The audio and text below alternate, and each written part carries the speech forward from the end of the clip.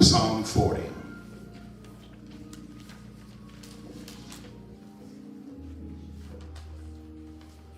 I waited patiently for the Lord, and he inclined unto me and heard my cry. He brought me up also out of a horrible pit, Right. out of the miry clay, and set my feet upon a rock, Yes, sir. and established my goings. And he hath put a new song in my mouth, Come on. even praise unto our God. Many shall see it and fear, and shall trust in the Lord. I waited patiently for the Lord, and he inclined unto me and heard my cry. Yes, sir.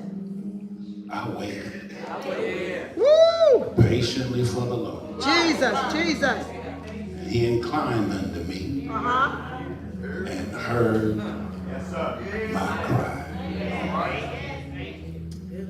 I want to talk a little bit about pauses and prayers. All right. You may be seated in the presence All right of the now. Speak a word, Bishop. pauses Pauses. and prayers. Yes, Lord. Yes, Lord. Breathe.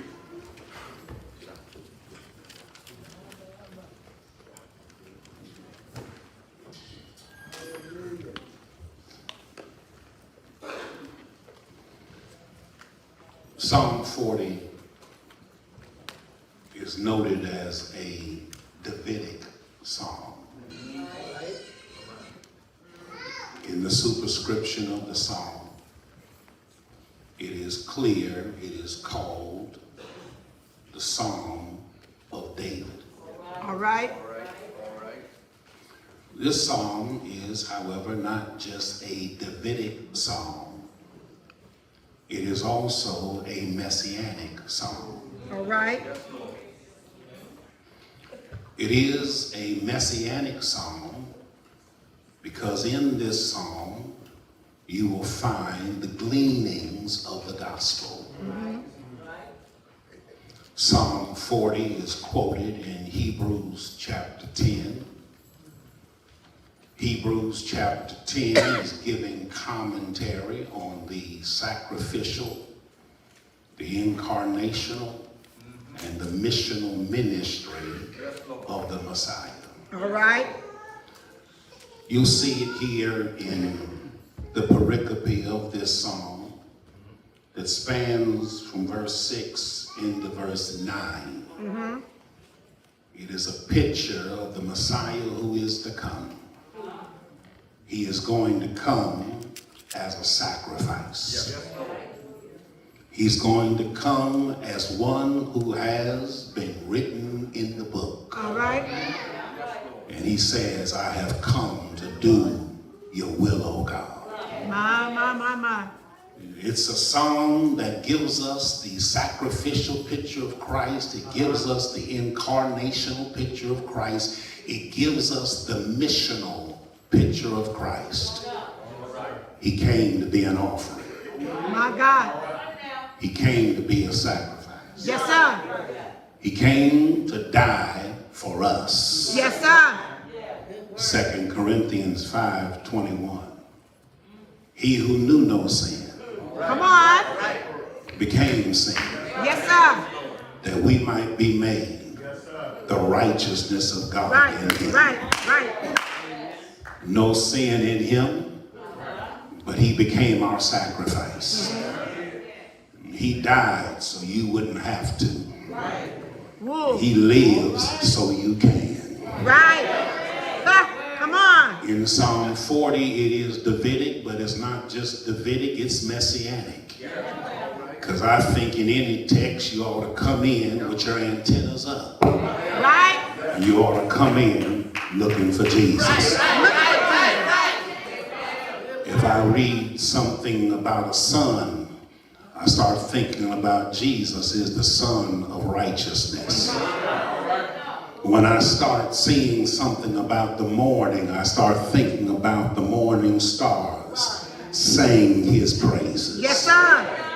When I see a rock in a text, I start thinking about that Jesus is the rock of Come on. salvation. Yes, sir.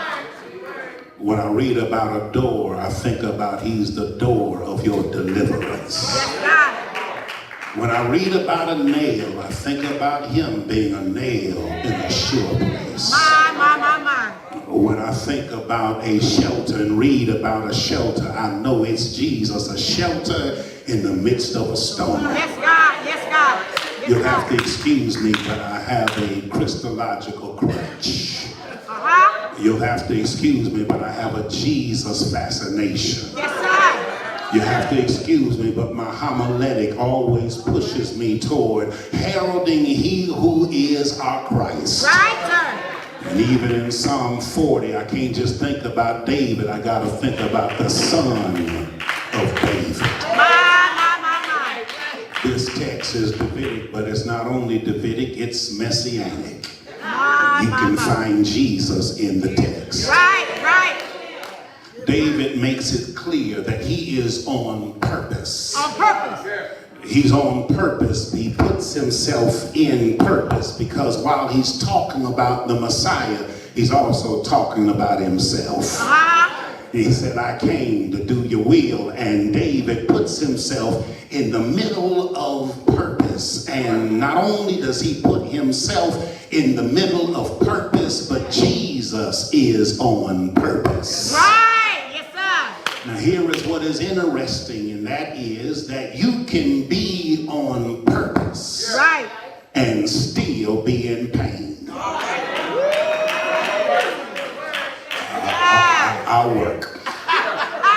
You can be on purpose and still be in pain. Right. Jesus was on purpose, and yet in order for him to fulfill his purpose, he had to go through some pain. Hey.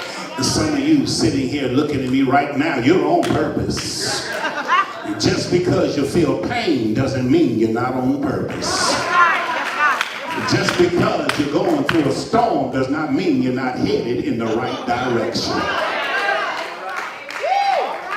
Jesus came on purpose. Everything he did was on purpose. Born in Bethlehem on purpose, raised in Nazareth on purpose, headquartered in Capernaum on purpose, miracles by the lake of Galilee on purpose, showing up to Bethany on purpose, going to Gethsemane on purpose, mounting a hill called Calvary on purpose, being buried in a rich man's grave on purpose, early Sunday morning, being raised from the dead on. Yes, God. You can be on purpose and still be in some pain. And the way David seems to help us in this text is David says, yes, I'm on purpose, but Sister Rita, I'm still in some pain. Yes, sir. Okay, I'll work. I waited. Jesus. You didn't see it. I waited on the Lord, and he inclined unto me, and he heard my cry, and here was my pain. I was in a horrible situation. Right. I was in a miry clay. I was stuck. And here is what God did for me. God reached into my pain and brought me out. Yes, God. Okay. You see, sometimes God will let you be in pain and then put you on pause. Okay, I'll try it over here. God will let you be in pain. Right. And while you're in pain, he'll put you on pause. I know you don't like it, but it is what it is. There are days when you are going through and you would like to get out, but you can't get out because God has you on pause. All right, don't tell nobody your business, but lean over and just tell them I'm on pause. No, don't tell them anything else because they may be nosy, but just look over at them and tell them I'm on pause. I'm going through something right now and I can't tell you about it. I'd like to be out of it, but I'm on pause. I'm crying about some stuff that I'd like to stop crying about, but I'm on pause. There's some folks still messing with me that I wish weren't messing with me, but I'm on pause. This marriage of mine, it feels like I'm on pause. This job that I have, it just feels like I'm on pause. I don't even like being in the neighborhood I'm in right now, but God has me on pause. That's good. Now here's what you learn about human nature and the human tendency that comes out of this text. Yes, sir. And that is, patience is never our preference. Absolutely. Absolutely. Don't work. Yes, God. Never. Patience Right. is never our preference. Never. The psalmist doesn't want to wait. He says, can you hasten? Okay, tail translation. Could you hurry this up? Come on. Right there. Oh, y'all didn't see it. He says this in the closing verse of the psalm. Yes, Lord. Make no more tearing. Right.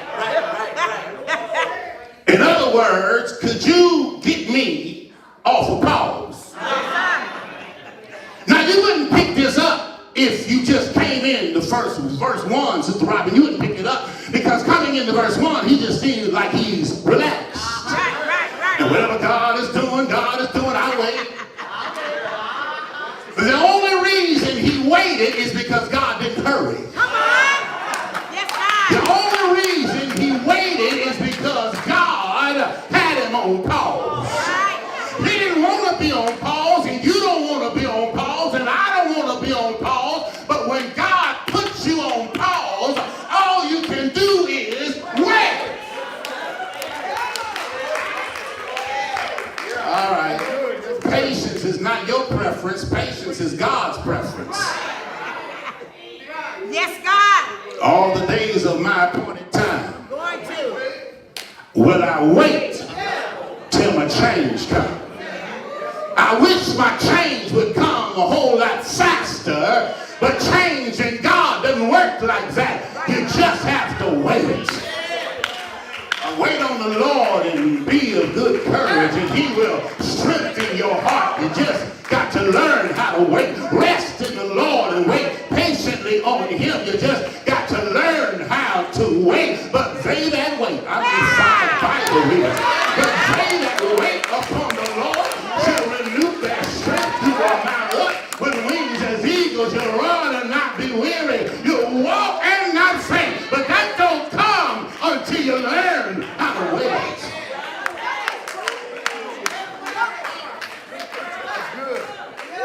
That's good. Mother Butler, when I was coming up in church, Yes, sir. the deacons used to pray. Right. I don't know how they do now, but when I was coming up, they had a thing called devotion. Right. I don't remember how, I'm talking about before the 2 fast songs and the 1 slow song. They used to have something called devotion. Yeah. Yes, sir. I got you. And the deacons would be praying during devotion. And Sister Harper, we knew how to do the rhythm and the rhyme with the deacons. It was called call and respond. Y'all didn't, all right, never mind. All right. They had a thing in the praying. It was called call and response. And we had a dear deacon down at St. Luke Church called Deacon Johnny Moore.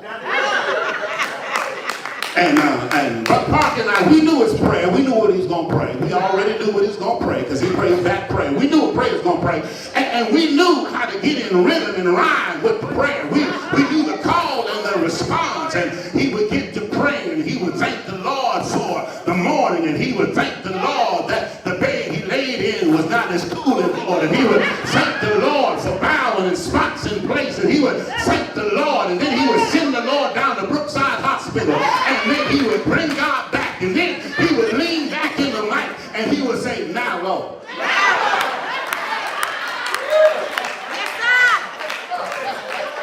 Y'all didn't grow up like me. He would holler, now, Lord. And Sister Brenda, we knew when he said, now, Lord, the whole church was supposed to say, now, Lord. Oh, y'all did go to my church. But here's what I discovered, Brother Parker. Maybe we don't need now, Lord. Come on now. Yeah, we do. Yeah, we do. Because maybe we can't get God into the hurry that we want him to put him in. But if you can't say now, Lord, you ought to at least say, Lord, now.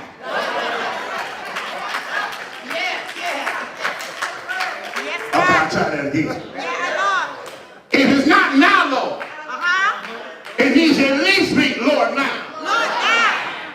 That's right. Come on. One more time. Yeah. If it's not going to be now, Lord, it needs to at least be Lord now. Lord now, you know I'm sick and tired of this. Lord now, you know I've been dealing with this long enough. Lord now, you know if she say one more thing to me, I'ma handle it. Lord, don't let him walk up on me. Lord now, you know what I've been facing. Lord now, you know what I've been fighting. If I can't do now, Lord, I ought to at least do Lord now.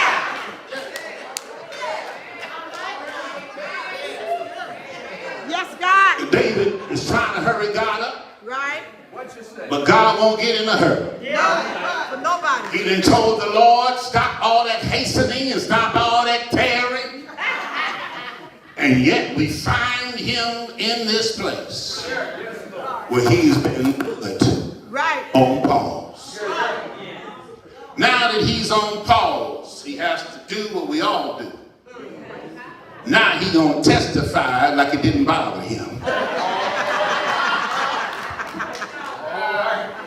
Isn't it amazing that by the time you distill your testimony, you never talk about how God got on your nerves? No, by the time you stand up and you tell us how God worked the situation out, we never hear you talk about how aggravating it was to go through the situation you were in. I love God, but he sure took his time. I love God, but I wish he had dealt with this a whole lot sooner.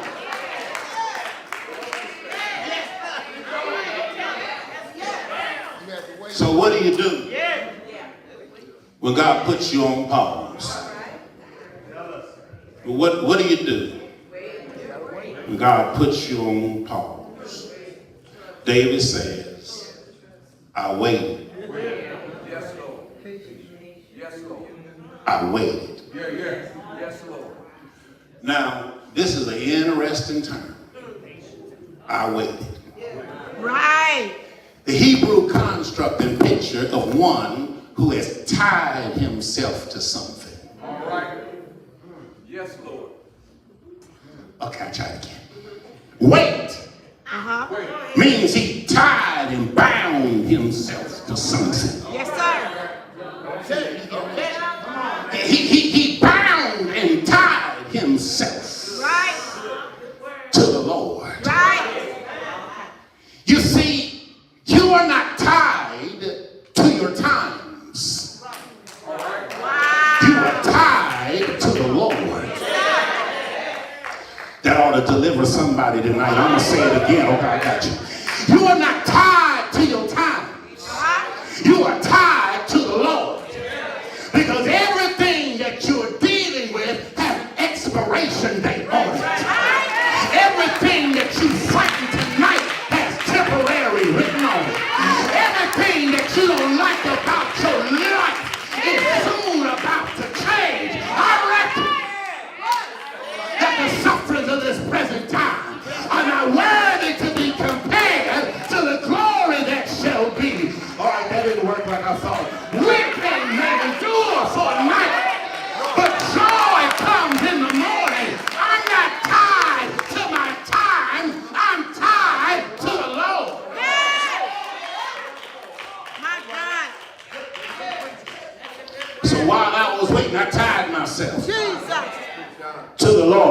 laughing at me, I tied myself to the Lord. While they was wondering whether I'm going to come out of this all right, I tied myself to the Lord. They thought I was crazy. I wasn't crazy. I just tied myself to the Lord. He ought to bust a move. I don't have to bust a move. I just need to tie myself to the Lord. You need to do something different. I can't do nothing. I just got to tie myself to the Lord.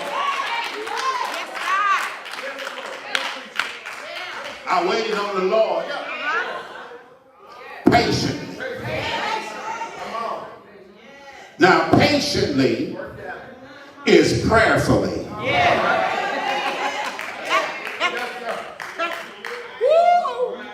How you know that? I read the text. He inclined unto me and heard my cry. While I was waiting, I was praying. It's a prayer revival, so I want to tell somebody, while you're on pause, you need to be in prayer. It'll get better tomorrow night. I said, while you're on pause, you need to be in prayer. Get off the phone and get in prayer. Get off your TikTok, your Reels. Get off of your Facebook and your YouTube and get into prayer. Quit calling everybody, telling them your business. While you're on pause, you need to be in prayer for what you don't like that you're going through right now. Get in prayer.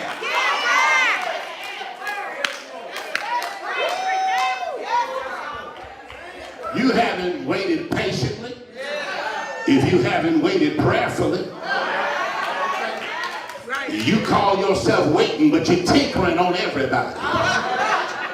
You call yourself waiting, but you're trying to fix things on your own and by yourself. You call yourself waiting, but you're really manipulating. You call yourself waiting, but behind the scenes, you trying to fix it on your own. You call it waiting, but it ain't really waiting. Because if it's waiting, you'll be praying while you're waiting.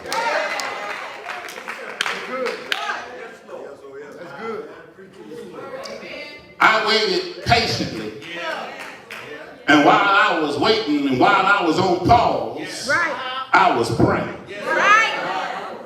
And while I was waiting, I saw God start doing some things in my life. I was on pause, but I kept on praying. They wasn't returning my calls, but I just kept on praying. The check didn't come in the mail, but I just kept on praying. My lawyer said they ain't gonna be able to work it out, so I just kept on praying. He decided he gonna move upstairs and he ain't gonna move out, so I just had to. Come on, yes sir. I just had to keep on praying. On pause. But while I'm on pause, I'm praying. While I'm not seeing it the way I wanted to see it, the way it's not working out the way I thought it was working out, but I just kept on praying. I waited, but then I watched. Yes, sir. Woo! Something's wrong with our praying if we're not watching while we're waiting. If you are really waiting and praying while you're on pause, not only, Sister Pam, will you be waiting, you'll also be watching.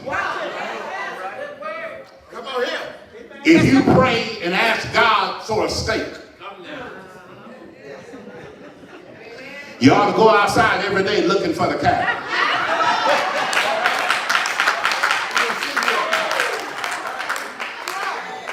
If you are praying, you ought to be expecting. If you're praying, you ought to be hoping. If you're praying, you ought to be on your tiptoes with your neck stretched, looking for God to do something. This ain't for everybody, but I think there's about 11 of us, I'll make 12, who know what it is to ask God for something and then keep your eyes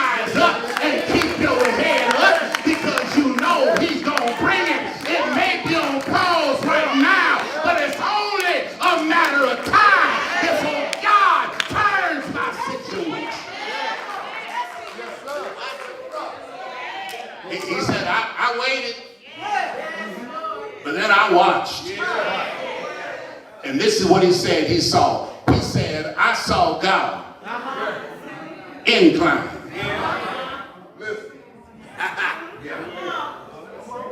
Y'all didn't see it? I waited patiently for the Lord. Oh, it's that. He inclined.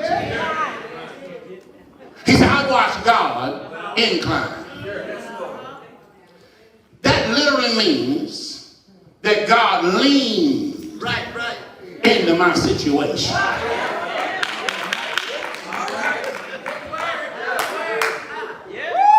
I got some seminarians here. It's an anthropomorphism. It's just a word picture to help us better understand how God works in our situations. God don't have to lean because he's everywhere at the same time. But David wanted to help us understand what was going on in this situation. And he says, what I felt like was God leaning to my situation. Have you ever seen God lean in? I'm going to find you. Have you ever seen God lean in on your situation? They were trying to dog you out, but then God leaned in your situation. They didn't want to see you blessed, but God leaned in to your situation. You didn't know how the day was going to end. You didn't know whether you were going to even keep a job, but then God leaned in to your situation. He inclined. That's good. I watched God get involved in my stuff.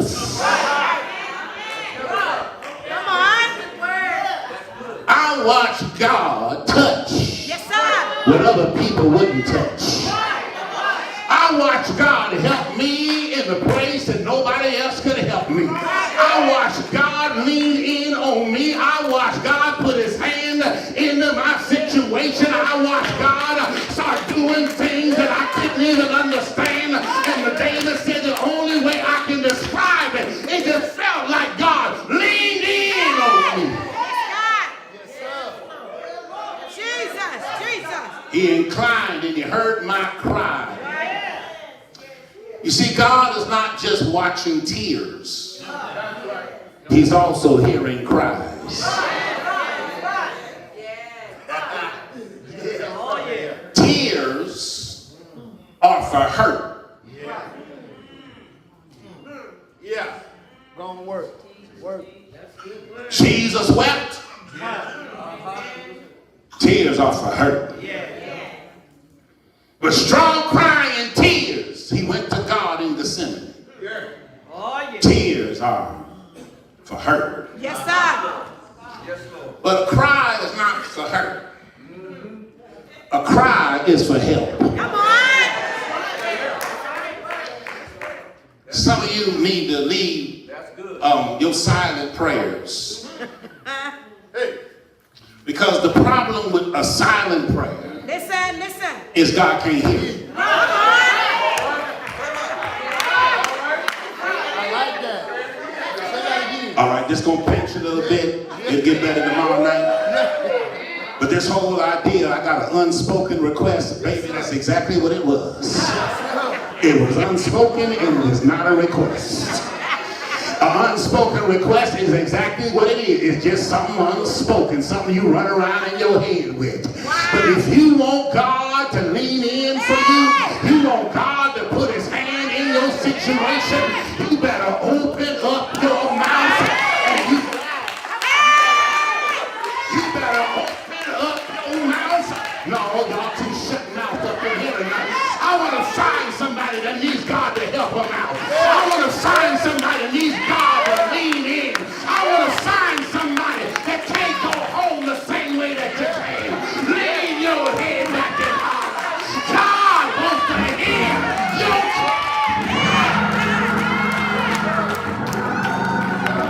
Let me hear you cry. Let me hear you cry. For your household, let me hear you cry. For your grandchildren,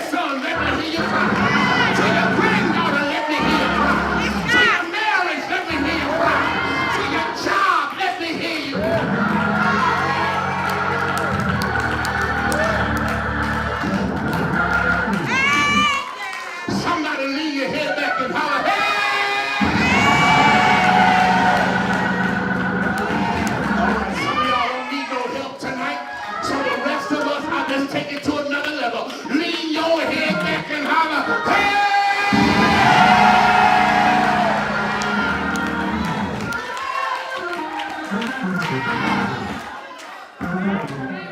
He said, I hollered. And after I hollered, God helped. All right, I'm going to try that one more time, and I got to move on to my next point. He said, I hollered, and then God helped. Can I tell you this? Can I tell you this? You know how Jesus got out of the cross?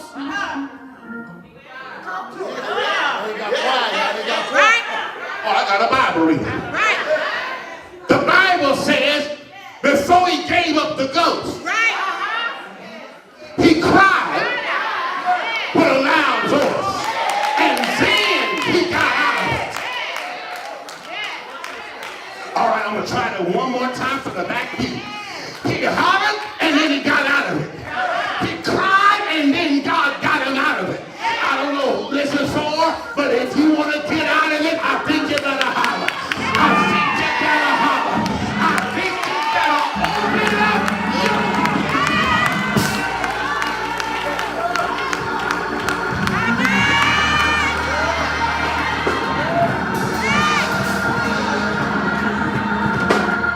Somebody tell him I'm coming out of this.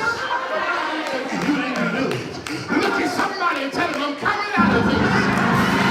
You still didn't do it. Look at somebody and tell him I'm coming out of this. Y'all lean back and holler.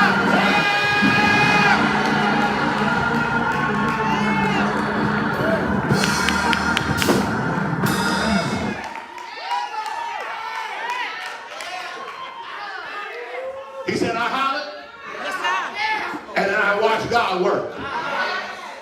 I hollered, and then he says, he brought me up out. Yes, Lord. Out of a horrible pit.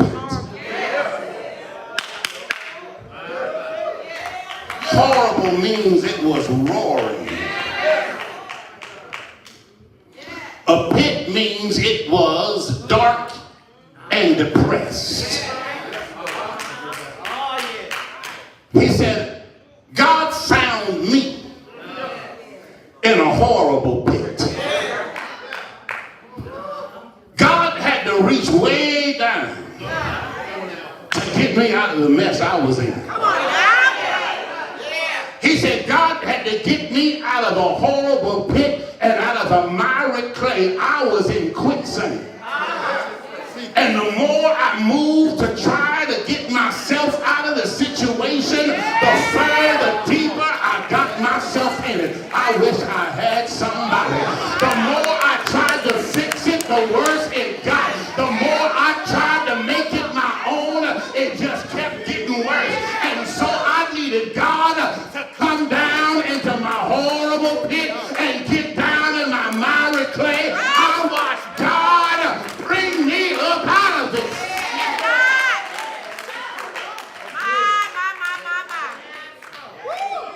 He said, and then he set my feet on a rock, and then he established my going. He set my feet. Set my feet. Which means, and here's your shout. I see some of y'all still waiting on the shout. Here's your shout. It means that everything he had gone through was a setup.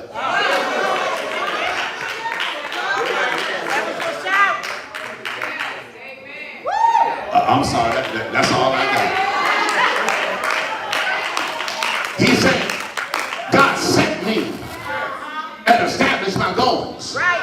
In other words, everything I went through, including the horrible pit and the miry clay, was a setup. All right, look at somebody and tell them it was a setup. It was a setup. He didn't do it. Look at somebody and tell them it was a setup.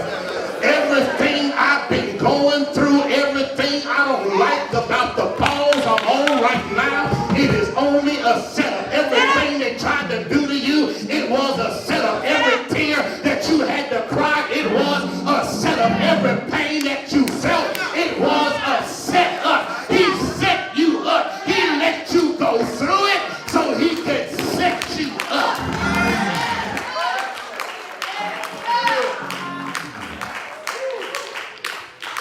know And it all was a things. setup. Yes, sir. Oh, I'm sorry, that ain't how it goes. And we know all things work together for the good to them that love God and to them who are the called according to his purpose. Everything you've been through is a setup for God to establish you and to put you where he wants you.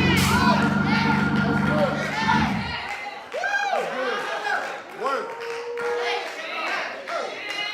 That's good. I'm out. That's good. What do you do when you're on pause? I waited. What did you do while you was on pause? I watched. Right. What did you do while you were on pause? I worshiped. God. I'm in verse 3 and I'm out. He has put a new song in my mouth. Even praise unto our God. And he said, the way he gonna put this praise back into my life is I'm gonna have to praise in such a way that somebody is gonna see and hear my praise. And they gonna catch fire and they gonna feel God like I do. All right, Pastor Morris, I'm gonna say it like this. If you're not careful while you're on pause, right, the enemy will take praise off your program.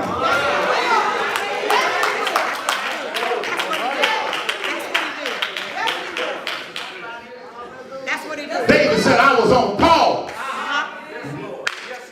And I was singing old songs. I was on pause and I was still praising God like he hadn't done what he was going to do. I was on pause and I didn't have a new song. But after